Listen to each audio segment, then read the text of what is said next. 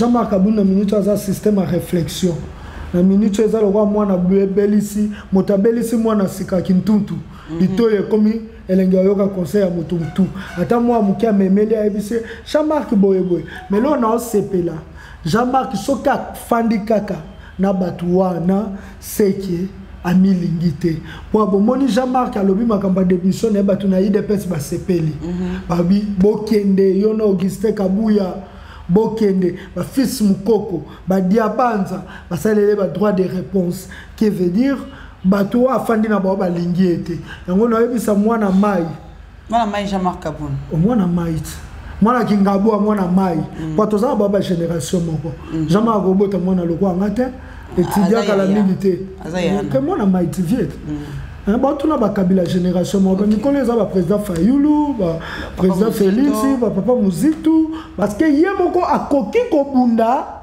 combat nyoso te na ndena condamné katina o condamné entourage ya président élu Martin Fayulu. Vous allez comprendre que entourage ya président élu Martin Fayulu le leader azalaka amoko ados ndombas ba servir combat au lokola batu moko e matisa bango bilongi na bango yeba na kati batu musu bazana ba parti politique o etikala ko yeba na te parti politique o tile le zakata na drapeau te wana ba ADD Congo te bon te non lo ba no ba se belé c'est besoin ka ADD Congo oh yongi na ba dotaka ba kombo oh ba se belé ba parti na bango e bimaka ka boye bango ba komi oyeba na kukoleka parti na bango ba komo luka bazwa lelo bazui pouvoir bazui bakibokonzi pona bakozala na président Martin Fayulu te lobby na lobby lokoyo baokinga ba servir na président Martin Fayulu nde ba serva na papa Etienne Tshisekedi lobby baoluka ba place na ba députation baoluka ba place na ba ministère po ba mbongo o bakozwa ba fula ba parti na bango babundi combat ya libération ya Congo tende konangai yango lelo oyo omona ka ce sont les mêmes personnes o ba ko encourager négociation pour baby que ba porte ba ministère eza ouvert.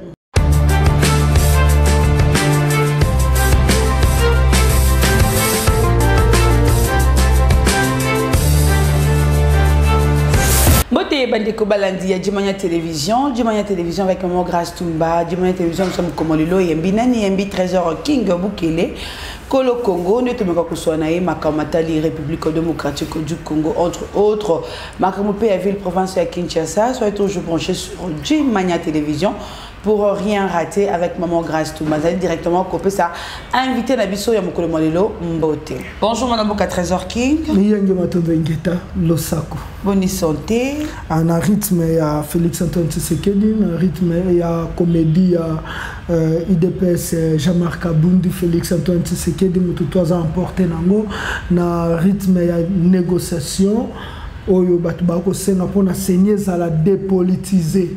Pour tout le monde qui a combattu au quitte babi photo fan na sikoto solo la ezalo wa okebi tumbo moni qui na bitumbo ko kito bité to fanda to beta ka masolo to bongisa pour na makofi to ko quitte on a moka Trésor King jour pour jour bientôt une semaine tilelo tozo la démission il y a Jean-Marc Aboun ezoyo kanaka de tilelo c'est quoi au jour c'est ça qui distraction c'est ça qui vraiment un solo il a voulu démissionner. Le problème de Jean-Marc Aboun des nini azo grimacer clan Félix Antoine Tshisekedi clan Félix Antoine Tshisekedi peut grimacer des grimaces na grimace oh na longwa Pepe Mbosso yaki oki makamo Pepe Mbosso lobby et na suka clan Félix peut c'est so longwe to funda na ba destruction méchante na o sala obuka bandaka batu na kingabwa o sala ba makambo esanite batu ya biso moni so longwe ba buka ni donc Jean-Marc Aboun na minute aza système à réflexion na minute eza lokwa mwana belisi motabelisi mwana sika kintuntu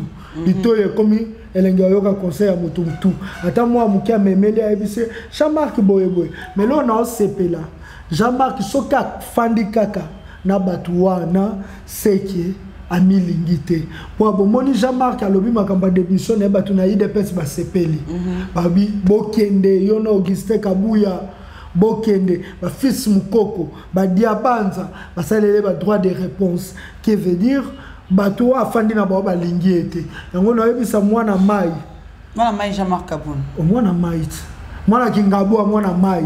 Pour tous ça, baba génération moko. Jamais robota mwana loko angate. Étudiant à la milité. Que mwana Mai tiviet. Bon, tout le Kabila génération moko. Nicolas Zaba président Fayoulou, président Félix, papa Mouzitou, Nini Kabila yana 29 ans. Tout le monde a yana pouvoir. Comme papa ndeni azata na mwana to azana âge na ngai c'est que to comme ça ba to papa ka boyinde ko ata papa na ngai sika kufia osani na oyebisa mwana mai azana moto a raisonner ko fanda na UDPS eza ko boma carrière na ye parce que il faut savoir quitter les choses avant que les choses ça te quitte parce que UDPS c'est le lot qui est quitté Jean-Marc aïbake akotika na wololo il faut y quitter Jean-Marc tozana posa na pourquoi pour ya yebi makambo ka dima tozana posa na pourquoi pour ya yebi makambo ya muto bate ministre ya yebi makambo basali na cour constitutionnelle kobima na ye ba secret kobima ebele biso to senga kinzamba ta confusion. Au moins des arabes qui sont dans l'église, ça met ta confusion. Confusion. Confusion. Ni Jean-Marc Ndena Félix Antoine Tshisekedi.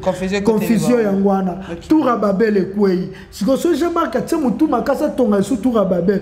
Tout yete muto mirka te muto kouei. Na yena mir. Babamba. Merci beaucoup Trésor King. Où en sommes-nous? Bientôt 2023. Donc il y a un dialogue ou bien tout comment on est. Mais l'histoire du dialogue est bétamakala. Le bétamakala, mutunde ou à comprendre. Problème avec les Congolais, il y a des biso ba Congolais, il y a biso ba Congolais. Et ça quand on a qu'à réfléchir, t'es na maloba ya mutu. Tant que proposition est sortie de crise et Salamaka, le président élu Martin Fayulu a 50 fanda to sa nini. To solo biso to ebisa abino. Ce qui bo fandi bo solo li pona seni yango neza nini dialogue.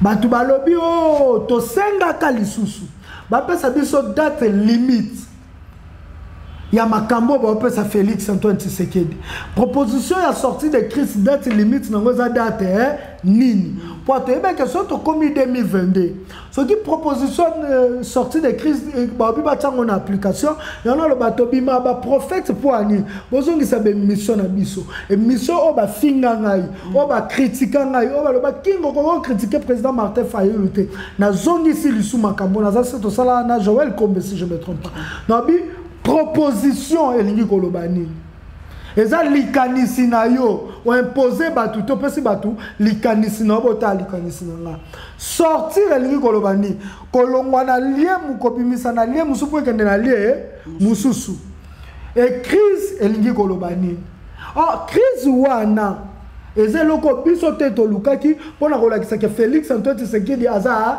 illégitime. Pour yeba pour le lomo qui m'imbeti ma Félix Antoine Tshisekedi aza illégitime, il faut qu'on voit comme la crise. Maman que voilà muto azaki préparé aux la bokonzi te. Crise ya Félix Antoine Tshisekedi azaki avantage na biso. Maintenant le président Martin Fayulu a sali proposition. Il y a sorti de crise. Et ça le quoi au point qu'il y a sauvetage tant qu'on a se noyer. En plus to zaki na posa ça nini a se noyer. A juste sauvetage wana. Biloko tout président Martin Fayulu a proposé bon mona ke Félix Antoine Tshisekedi ya ko zongo la sima commission ya ye. Même consultation wana au komona ngo za déjà o ezaka na proposition ya sortie de crise. Félix Antoine Tshisekedi a bien apona cha na kabola FCC cash to créer l'union sacrée. C'est quoi vision du chef de l'État? C'est quoi la vision du chef de l'État? C'est l'union sacrée. C'est quoi l'union sacrée? Donc eux baluka aboye va se servir na proposition sortie de crise. Peto betela bombela bokeba 2022 parce que tout ça 2022 2023 il faut qu'il y ait une élection. La proposition sortie de crise va passer 18 mois. Pas ce 18 mois Félix Ozala président. D'ailleurs on a mois au janvier. Ce qui va y avoir dialogue na bango na février. C'est que l'application à Makambo Bossa na dialogue est en nini na mars. C'est tout ce qui a combien de mois? 9 mois. Donc compter 9 mois il y a 2022, dans 9 mois il y a 2023, c'est que Zamba glissement. Mais la mouque promettre s'il vous plaît, aussi ça. La promesse, c'est pas un problème. Nous sommes dans un pays, dans le lobby, quand on a mission dans le lobby, quand Félix Antoine Tshisekedi a promettre, tu n'as pas résistant au prometteur. Parce qu'avant de pointer du doigt, pas Félix Antoine Tshisekedi, tu as mission de prometteur. Tu prometteur, article 64, zela. Et ça là-bas. Tu promettais révolution. Na kobima a to biso bandeko makambo ko changer na Congo. Tu promettais to ko siéger parlement. Et le but est que biso to za ba santu na promesse. Muto kola ka soki a commis na facilité ya ko se critiquer. Parce que aujourd'hui na Congo mabeza muninga mususu. Mabeza ngate mabeza muninga mususu. Oyo na komi critiquer parce que to zaki na kombango, to memaki kuluzo kombango, ba mona ki biso na kombango, to bimaki libanda na kombango. Bandeko ba tout na trésor ki makambolo ba le bo réfléchir, c'était on a besoin ba référence à l'émission auto salaki. To bandaki go réfléchir, mais entre ba mabe mi balé, moindre mal ndé les Arabiens. Au moment où ma total proposition sortie de crise les Amabé. Mais les Amabé mogo oyo ko kipe comme ma biso na révolution to changer ma cambo. Vous mettez fin dans la proposition sortie de crise, to ça là bas marche, peut-être ma cambo ezanini et ko changer. Lelo oyo na biso to ça ka calcul to 9 mois. Il y a 2022, 9 mois, il y a 2023, au moment où on a glycématique calendrier électoral et ça nini et bima to kende na recensement de balingi to kende élection yo to baki tin élection ça to focaliser ben fort na biso élection mais na révolution l'article 64. Mais déjà le président Martin Fayulu a lancé qui déjà d'ordre na o ba congolais nyonso pe à partir de lui nous avez causé là que non après ça mot d'ordre après c'est qui mais jusque là à ta activité mon côté est-ce que vous avez fort que est-ce que là c'est que non 2022 oyo année d'action. De Kolanga Grâce Tumba, aux anabana nandaku, au lakisi bangona otendeni basokola basani, au bengolobi, tant on a koya, ou bien moi na se prendre en charge ndako za bino bosokola basani, au yakuta moi na sani, au sokola basani a wese. Oh wese c'est ce qu'on sokola basani. Et l'autre à liboso za rakola ki samwana. Moi, je ne condamne pas le président élu Martin Fayulu. Parce que Yemoko a koki kobunda, combat nyo sauté. Na condamné entourage du président élu Martin Fayulu. Vous allez comprendre que entourage du président élu Martin Fayulu, le leader Azalaka a moko Ados Ndombas. Et bon, leader, je dis au effort. Bon, c'est ça. Maman Chantal Moboni. Non, le entourage. On a un parti politique. Parce que surtout là, parti politique, nous avons CG de Vos qui toko pour la batou, as un leader à la quatre parti. Batou ba hollandais pour una parti. Maman Chantal Moboni. Maman Chantal, non le entourage tout. Maman Chantal n'a benga bisoté na limité. Maman Chantal a sali meeting, moko batou baye. Elle n'est pas leader. Presque peigne na benga bisoté na nandu, a sali meeting moko batou baye. Moi mouké. Bateau na Félistaka Serge Ouelo parce que zo taya robimisa bateau biso to sa marche na tsango ya sali marche na nini na kombola ngonini na Willery et là qui ça que non je suis leader na c'est makambu na ngai to longo Serge Ouelo moi mukeli sou na encourager groupe ya bateau a tsangu malgré une association mais balaki sa biso ke baza ba leader on lelo bateau nyoso ba comme référence nini tsangu papa Adrien Malenga na Félistaka le vieux Moussa, na Félistaka le vieux Justin, na Félistaka le vieux Nico Mayengele pour baba za bato tchangu parce que sur total koto na Masina to reçoit papa Adrien to zina les autres total koto à quartier 3 to reçoit Nico Mayengele si on ndeka to sisi tchangu funa moamba to ye moamba to matiti to ye koto au mona leader ka moko Ados Ndombas bon Ados a comme à niveau yo sa meeting pe na kwa na ye no biti to mati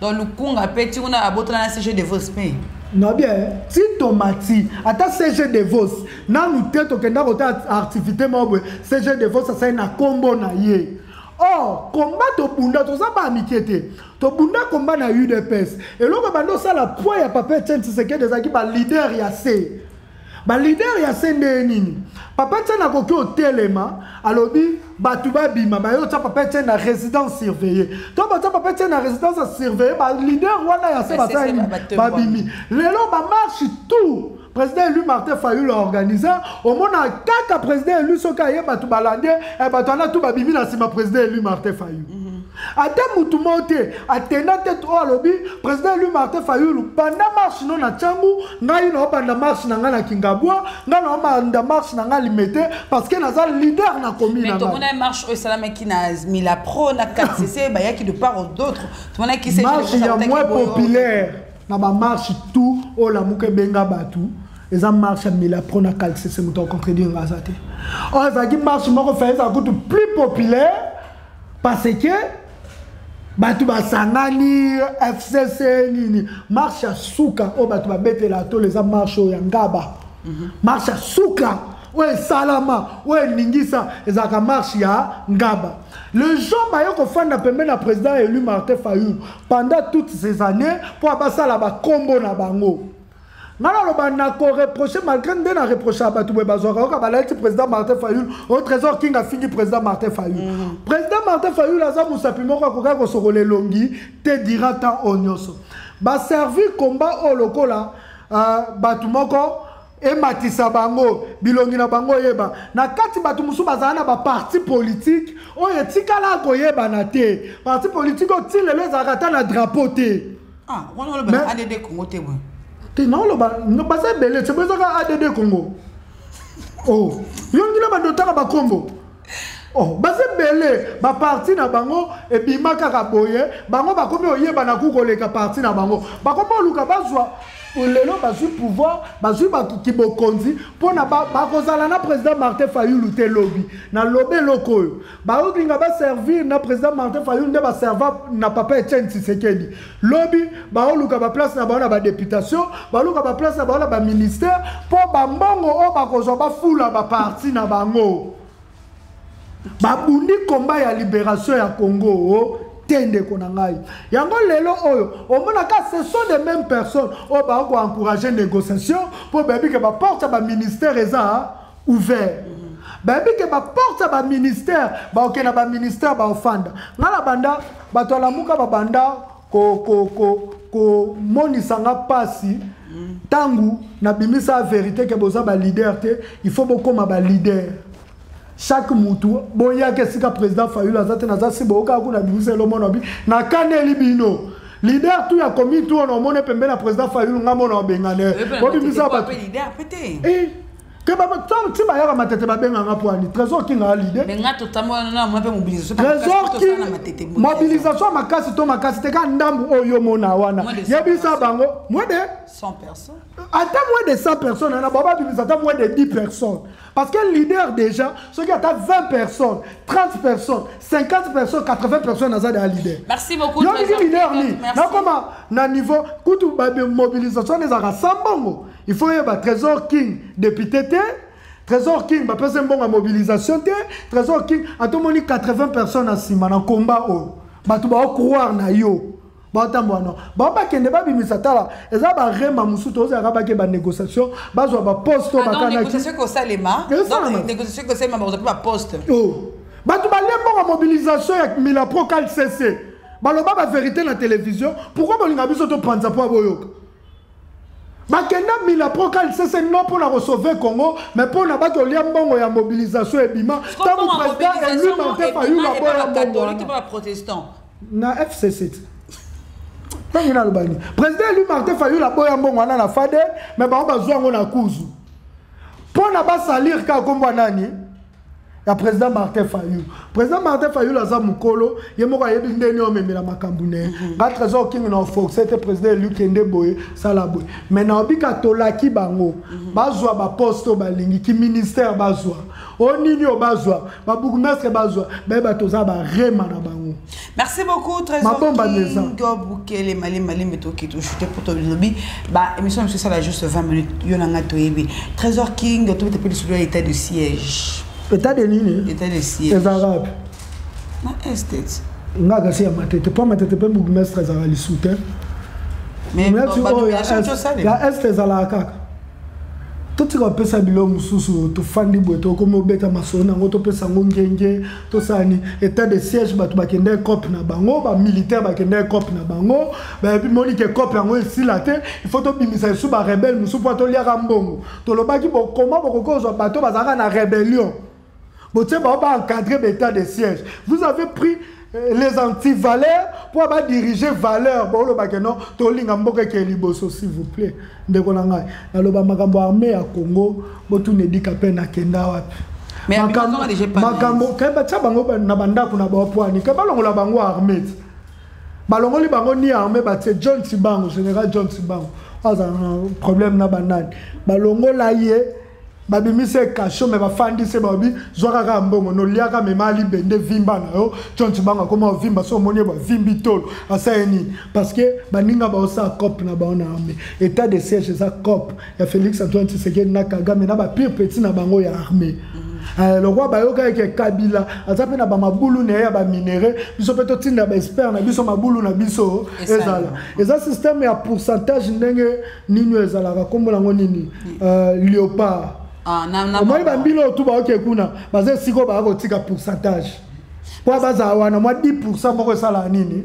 Parce que atindi 10% te bakange do état de siège to beta liso na ngote na place to beta liso état de siège to beta to liso la ki sinjora ba bete na poto. Merci beaucoup Trésor. Kwa ki sinjora leki ku état de siège na gaz. Ah bien kanya internet hein. Asani. Akanya internet. Merci beaucoup Trésor King to comme na suka ya émission somo comme le loto la kanana yo numéro no pa téléphone pe message na suka au pesa message na suka za congolaise la misuga. Nabaya alamuka ebele baza alamuka nabaya FCC ebele baza ba FCC nabaya UDPS ebele baza ba UDPS il faut to sanini to fungola misu yango bo mona dernièrement na obenga kala mingi te plutôt prochainement na obenga bino boya na matete sika na osangisa ba jeune ya ba parti politique nyonso boya na ba drapeau na bango lokwa bino bobo ya leadership siko ya vwa bo moni ba jeune ya UDPS omoni ba jeune ya SID omoni ba jeune ya on obenga ngo front. Un front patriotique communal. Il y a un communal pour attaquer bateau bazar visionnaire te ba venir ya mboka. Yo je peux mon pané. Ah, Edor Sidieka. PDG. Na PDG tselinga mbongo. E bonga na boya. Asaza muta FCCT, azamuta mbongo, atembongo abi king sangisa batu no. Nga na zuna mbongo Edor Sidieka. Donc non sangisa batu. Et si wapi boyo mona leadership na ngai eza ni mbongo la muka ni ya FCC ni ya nini eza mbongo ya mutu mobo asala ane na douane. Merci Trésor. On a un téléphone 00243 82 381 18 51. Bato be bazo réclamer avec le numéro ne likaté.